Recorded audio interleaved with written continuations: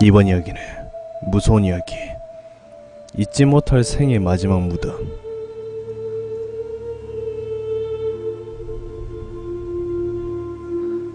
늦가기 대학생활은 내 짧은 24년의 인생에 여름철 해수욕장에서 내리쬐는 태양열 마냥 내 가슴속에 적지 않은 희열을 가져다 주었고, 20살에 젖비리는 나는 어린 애기들의 아양에 지칠 줄 모르고 병신 쪼다처럼 희죽대며 학교 생활을 보내던 중 6월의 여름을 맞이하는 여름방학이 찾아왔으니 사막의 오아시스를 발견한 나그네 마냥 가슴속 깊숙이 북받쳐 오르는 기분을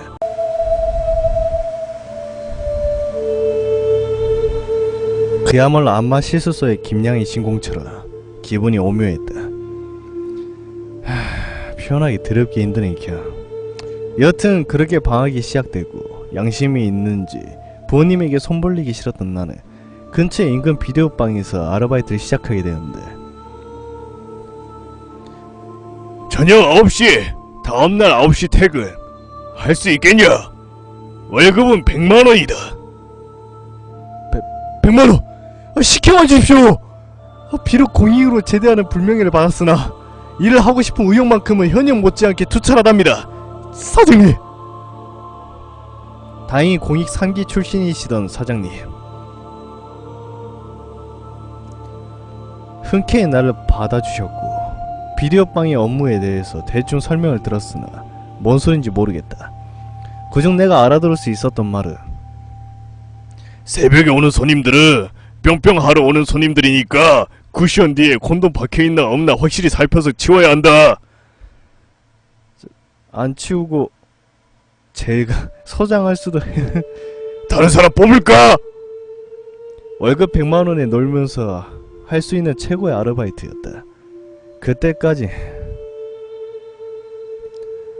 사장이 돈이 많은 탓에 월급을 두둑이 준하하고 대수롭지 않게 넘겼다.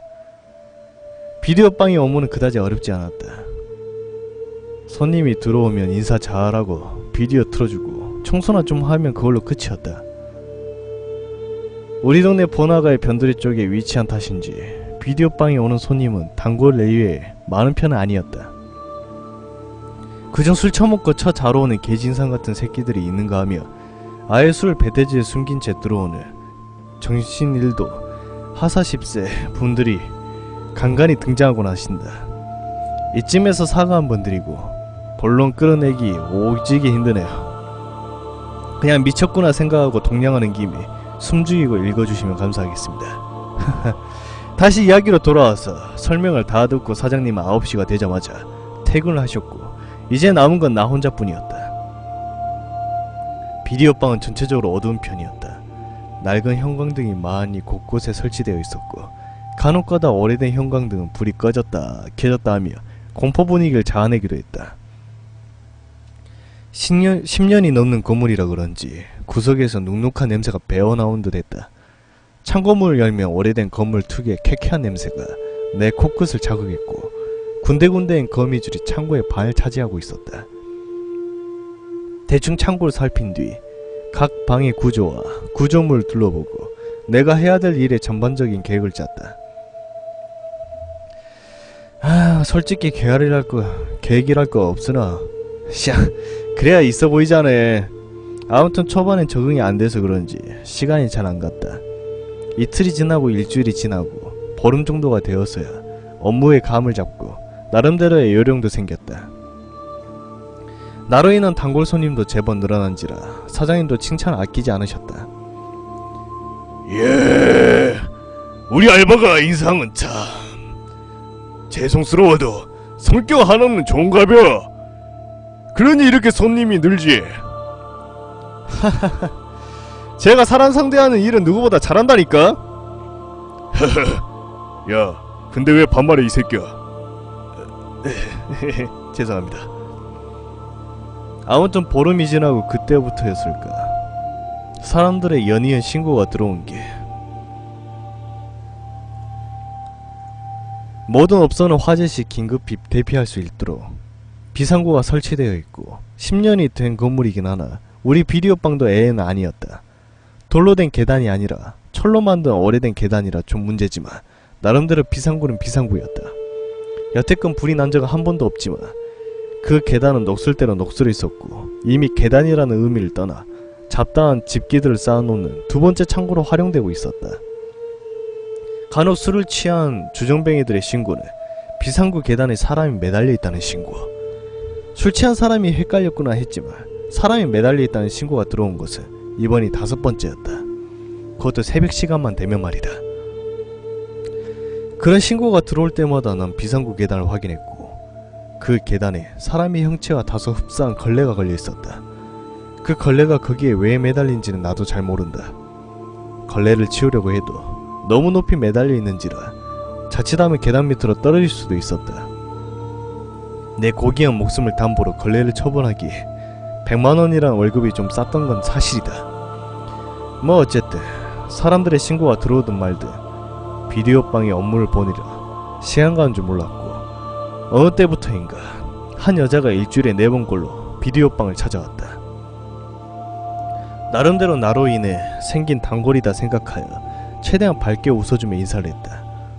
나의 죄송스러운 인상이 퍽이나 마음에 드셨는지 언제나 무표정으로 일관하던 그 여자. 저 비디오를 무척 좋아하시나봐요. 용기 내어 꺼낸 말을 모조리 도토리묵으로 아는지 곱게 씹어 삼키는 그녀는 5분 정도 서성이다 이내 비디오 테이프를 골라 내 앞으로 가져왔다. 광고법상 제목은 밝힐 수 없지만 장르는 공포영화다. 테이프를 받은 뒤 방을 안내해줬고 비디오를 플레이시켰다. 날이 더운 탓에 손님을 배려하는 서비스맨의 자세로 돌아가던 에어컨과 환풍기마저 꺼버렸다. 내 말 씹었으니까. 아무리 못나도 자존심은 있습니다. 뭐 아무튼 비디오방은 저녁 11시부터가 피크다. 11시부터 술을 먹고 들어와서 쉬다가 가는 사람들. 위에도 잠깐 언급했듯이 비디오를 볼 목적으로 오는 게 아니라 뿅뿅이를 즐기러 오는 연인들로부터 얼굴 폭삭 사가버린 고등학생들까지 관람객의 유형은 다양하다. 그 일주일에 4번 온다는 그녀만이 멀쩡한 얼굴로 꼭 새벽 2시에서 3시만 되면 비디오방을 찾는 것 외에 별달리 맘에 걸리는 건 없었다. 조금 이상한 점은 바로 일주일 전에 4번을 온다는 그 여자다.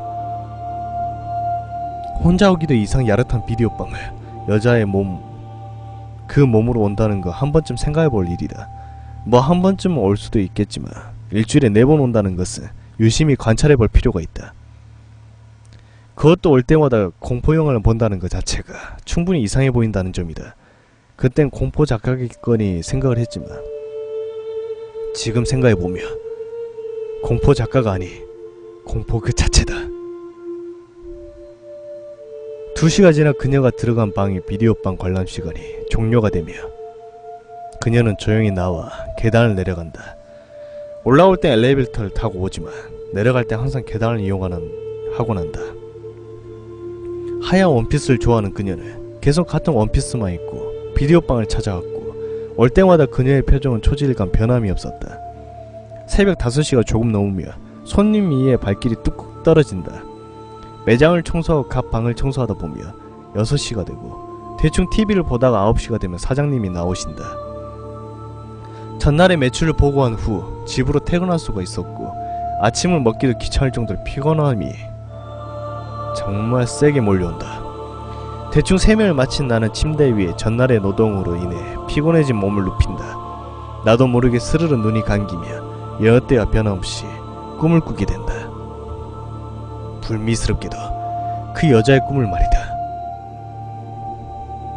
꿈속에서 그녀는 사춘기 고등학생의 천진난만한 소녀처럼 겁없이 계단을 오르락 내리락거리며 얼굴엔 진한 인상을 쓴 채 나를 응시한다.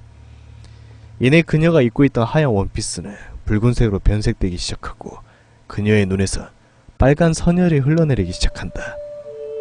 그리고 내가 있는 쪽으로 한 걸음 한 걸음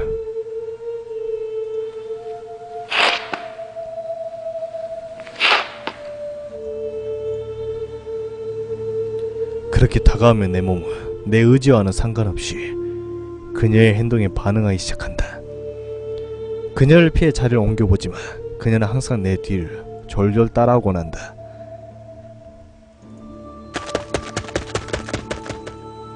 얼마나 달렸을까. 숨을 고르고 정신을 차려보며 내가 도착해 있는 곳은 그 계단. 순간 놀란 나는 이마에 땀방울이 맺힌 채 잠에서 깨곤 한다. 그 꿈을 꾸고 나서부터 비디오방에 자주 찾아온다는 그녀를 볼 때마다 꿈 생각이 나서인지 온몸에 때 아닌 소름이 끼치곤 한다. 반복되는 일상이 계속됐고 어느덧 일을 한 지 한 달이 다 되어간다. 낮과 밤이 바뀐 생활의 반복 때문인지 내 몸은 나날이 야위어가는 듯했다. 전에 없던 다크서클이 보이기 시작했고 몸이 으스으스 떨리는 증세가 자주 일어나곤 했다. 새벽 시간만 되면 나도 모르게 업무 도중 졸기도 했다. 허름한 비디오방이지만 아르바이트생의 부정행위를 감시한다는 명목 아래 카운터 위편에 CCTV가 설치됐고 그 CCTV를 의식할 때마다 기분은 그다지 좋지 못했다. 일단 아르바이트생을 떠나 나를 못 믿는 것 같았으니까. 아침에 출근한 사장님은 제일 먼저 CCTV를 확인한다. 내가 졸지 않고 근무를 열심히 했나, 손님이 얼마나 왔나서부터 그 전날에 일어났던 모든 일들을 체크하곤 한다. 야, 요령은 피우는 것 같아도 새벽에 나 없다고 몰래 조는 건 없네. 네? 아, 그럼요. 전 밤잠이 없어서요. 그래, 오늘은 수고했다. 들어가봐. 사장님, 솔직히요. 에? 아닙니다. 수고하세요. 일부러 모르는 체 하시는 건지 아니면 내 자는 모습이 티가 안 난 건지. 다음날, 그리고 그 다음날 여느 때와 마찬가지로 난 새벽만 되며 의자에 등을 기대해 졸기 시작했다. 사장은 그냥 수고했다는 말과 함께 별말이 없었고 이제 내 행동은 조금씩 대담해져 갔다. 처음에 의자에 등을 기대어 설잠을 자던 것이 나중에는 의자와 의자를 붙여 다리를 쭉 뻗고 편히 잠을 자보았다. 분명 사장님한테 혼날 거란 건 사실은 알지만 이번에도 눈 감아 주실 것 같았다. 내 방 침대보다 못한 잠자리였지만 어느 정도 편안감은 있었다. 매일 수그린 채 설잠을 자다가 의자를 붙여 두 다리 쭉 뻗고 잠을 잤으니 편할 만도 했다. 얼마나 잤을까. 시계를 보니 아침 7시 반이었다. 전날 3시 좀 넘어서 잤으니까 3시간은 잔 셈이었다. 대충 청소를 하고 사장님이 오시길 기다렸다. 8시가 조금 넘자 사장님이 출근을 하셨고 CCTV에 찍힌 모든 일들을 유심히 관찰하셨다. 물론 내가 퇴근한 후에 관찰하신다. 그날 저녁 9시가 되어 난 다시 출근을 했고 사장님은 날 유심히 노려볼 뿐 별달리 하시는 말씀은 없었다. 분명 다른 이유가 있는 것 같았다. 바보가 아닌 이상 자기 매장을 관리하는 아르바이트생이 구문 안 하고 잠을 잔 사실을 묵인할 필요까지는 없으니까. 사장님이 퇴근하신 후에 집에서 싸온 도시락으로 대충 저녁을 때운 뒤 어제 녹화된 비디오를 확인해 보기로 했다. 도둑이 재발 저린다고 역시 사람이 죄짓고 못 사는 듯 했다. 진짜 내가 자는 모습이 안 찍힌 건지 아니면 찍혔는데도 모른 척을 하시는 건지. 겉표지에 어제의 날짜가 적힌 비디오 테이프를 꺼낸 뒤에 조심스레 비디오를 놓고 플레이를 시켰다.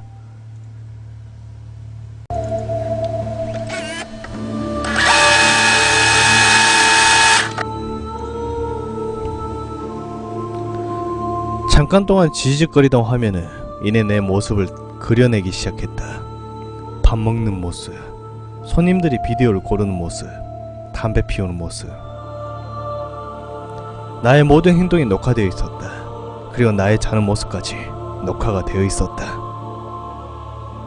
녹화 테이프를 꺼낸 후 엊그제의 비디오 테이프를 확인했다. 주머니에 있는 담배를 물고 불을 붙이고 TV 속 내 모습을 주시했다.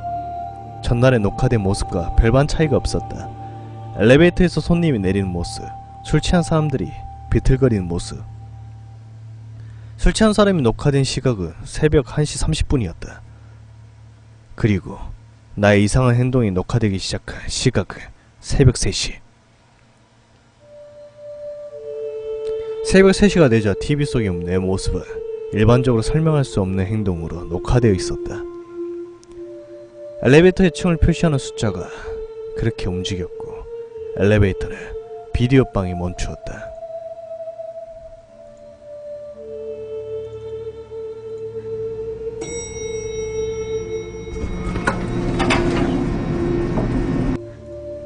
그리고 문이 열렸고 그 엘리베이터 안에 아무도 없었다. 녹화된 테이프 속에 나 엘리베이터의 문이 열리자 의자에 일어나 허공에 대고 인사를 하고 있었다. 그리고 누군가와 이야기를 나누듯 얼굴에 홍조를 띄우며 쉴 새 없이 입을 움직였다. 정작 내가 놀란 것은 바로 엘리베이터였다. 엘리베이터의 층을 표시하는 숫자는 4층을 표시하고 있었다. 우리 비디오방은 3층인데 말이다. 필터까지 타들어간 담배는 내 코끝을 자극하고 있었다. 담배를 입에 문 채 여태껏 녹화된 비디오 테이프를 확인하기로 했다. 전날도, 그 전날도, 그리고 그 전날도 녹화된 테이프 속의 내 모습은 역시나 아무도 없는 빈 공간에 인사를 하고 있었다. 한 가지 알 수 있었던 사실은 그 여자, 일주일에 4번 온다는 그 여자가 비디오 테이프에 찍히지 않았다는 사실이다. 그리고 내 자는 모습이 녹화된 날에 그 여자가 오지 않았다는 사실. 오후 9시부터 녹화되는 비디오 테이프 2시에 한 번 바꿔준 후 아침 9시까지 새롭게 녹화되는 형식이다. 2시 이후에 그 여자는 비디오방에 왔고 녹화 테이프에 아무런 이상도 없다는 뜻인데 그 여자의 모습만 녹화되지 않았다는 것은 설명할 수 없는 이론이다. 녹화된 테이프 속에 그녀의 모습이 안 보이나 테이프 밖에 그녀의 모습은 보인다. 이런저런 생각들이 내 머릿속을 괴롭혔다. 첫 번째로는 VTR의 고장이란 생각, 두 번째로 흔히 말하는 귀신이란 생각. 아쉽게도 내 생각은 첫 번째 생각보다는 후자 쪽에 가까웠고 그런 생각을 할 때쯤에 엘리베이터는 3층에 도착의 소리음을 그렇게 내기 시작했다. 엘리베이터의 층이 표시된 숫자는 3층을 가리키고 있었고 알림음 소리와 함께 이내 문이 열렸다.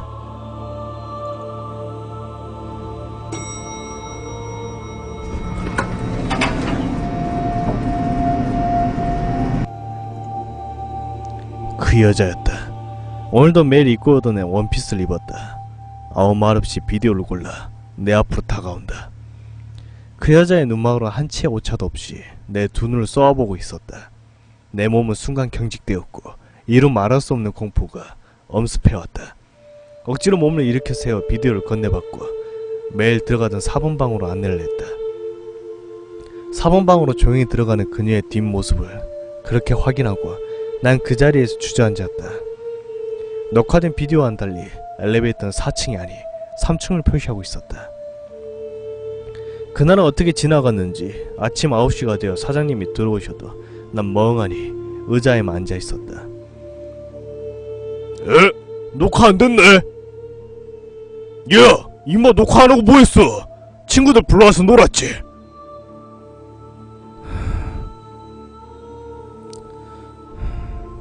에?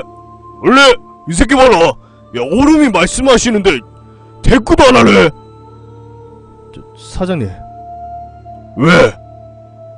저 오늘부터 일 관둘게요. 뭐? 갑자기 무슨 소리야? 여기 오는 사람들도 무섭고요. 그리고 사장님도 무서워요.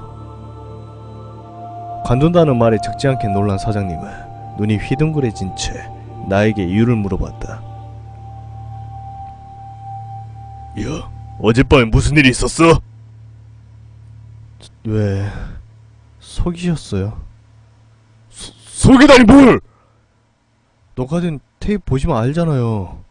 에? 왜 속이셨냐고요? 사장은 주머니에 있던 담배를 입에 물고 불을 붙이며 깊은 한숨을 내쉬었다.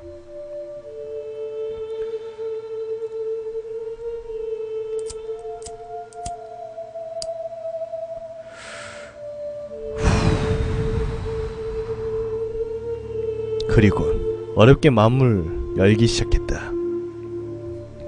여기 월급이 왜 100만 원인 줄 아냐? 별 할 일도 없는 일을 왜 100만원을 주는 게 왜 그런지 아냐고. 저야 모르죠.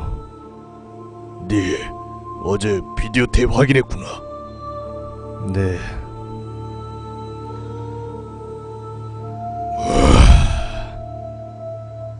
그럼 네가 했던 이상한 행동도 봤을 테고. 네. 넌 그때 졸고 있던 게 아니야. 네? 무슨 말씀이세요?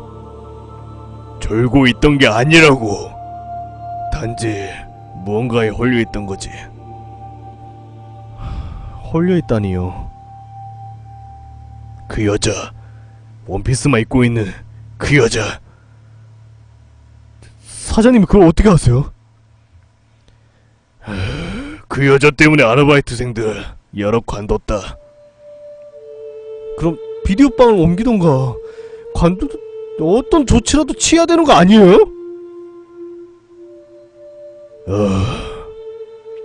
내 딸이거든. 딸이요? 그래, 10년 전에 죽은 내 딸이야. 결과 아까와 같이 내가 생각했던 두 번째 결론이 확실해지는 순간이었다. 이 건물 10년 전 재건축하기 전까지 그냥 하숙집이었어. 하숙집이요? 그래, 하숙집. 그때까지만 해도 내 딸년 다른 사람들과 다를 거 없는 평범한 고교생이었어. 그 논팽이 녀석만 안 만났어도.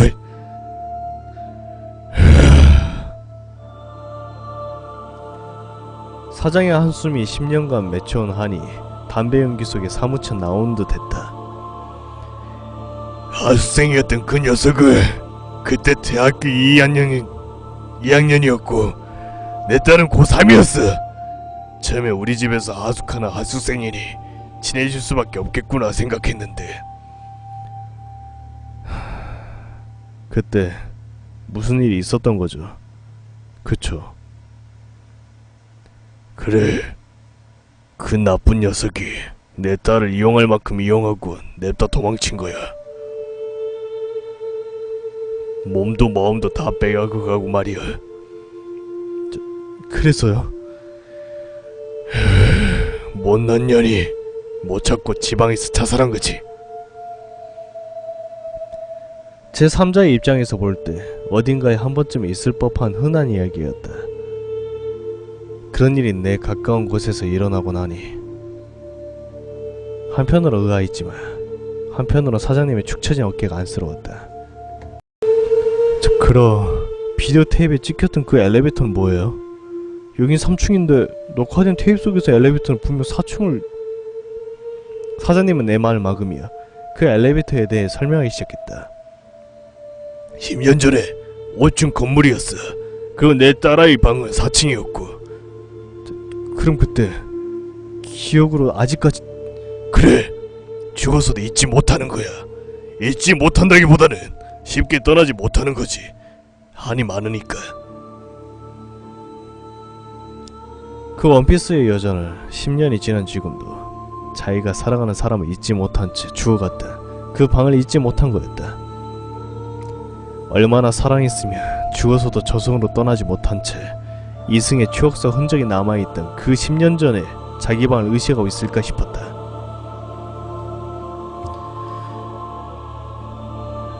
그럼 사장님 따님분이... 그 따님분 방이 저기 4번 방이었나봐요? 아니, 그건 왜? 아니요, 항상 4번 방으로 안내해줬었거든요. 내 딸아이 방은 저기 저쪽 비상구 계단 보이지? 10년 전 4층의 작은 여고생 방이었던 그 계단. 재건축으로 방을 허물고 계단을 세워놓았던 것이었다. 술 먹은 주정뱅이들의 연이은 신고가 취기에 헛것을 본 것을 치부할 순 없었다. 그 흔히 매달려있던 걸레관이 그 여자의 홀령이었을지도 모르니까. 작은 방에서 쓸쓸하게 죽어갔던 그 여자의 홀령 말이다. 실마리가 점점 풀리는 듯 했다. 하나씩 풀려갈 때마다 귀신, 그 영적인 존재였다는 사실과 동떨어지 씁쓸한 기분이 들기 시작했다. 그 일이 있는 후 난 그 비디오방에서 계속 일을 할 수가 없었다. 무섭기도 무서웠지만 사장님이 비디오방을 그만두게 되었으니까 말이다. 지금이야 그때 일을 회상하며 글을 쓰고 있지만 아마 그때의 상황이 다시 온다면 난 비디오방을 관두기 전날 비디오방 구석구석 청소를 하기로 했다. 비디오가 진열되어 있던 단상하며 어지럽혀져 있는 창고들까지 비상구 계단을 청소할 때쯤 사람들로 하여금 착각을 일으켰던 그 걸레를 치우기로 했다. 계단에 발을 올려놓고 조심스레 손을 뻗었고 걸레의 마지막 부분에 손에 닿았다. 걸레를 빼놓고 비디오방의 홀에 가지런히 내려놓았다. 생각보다 큰 걸레였다. 이미 곰팡이가 쓸어 군데군데 구멍이 뚫려 있었고 비올 때마다 그 철로 된 계단의 녹물들이 떨어져서인지 그 걸레는 주황색 빛으로 녹슬어 있었다. 이렇게 큰 걸레도 있구나 했을 정도로 큰 걸레였다. 가지런히 놓인 걸레를 조심스레 펴보았다. 먼지투성인 그 걸레를 훌훌 털어 다시 내려놓고 구겨진 부분을 손으로 펴보았다. 술 취한 사람이 아닌 일반 사람에게도 충분히 착각을 유발할 수도 있었다. 적어도 내 눈엔 걸레가 아닌 왜소한 최고의 여자들이 입을 수 있는 자그마한 원피스 같았으니까. 우때 유명 공포작가 닉슨님의 글이었습니다.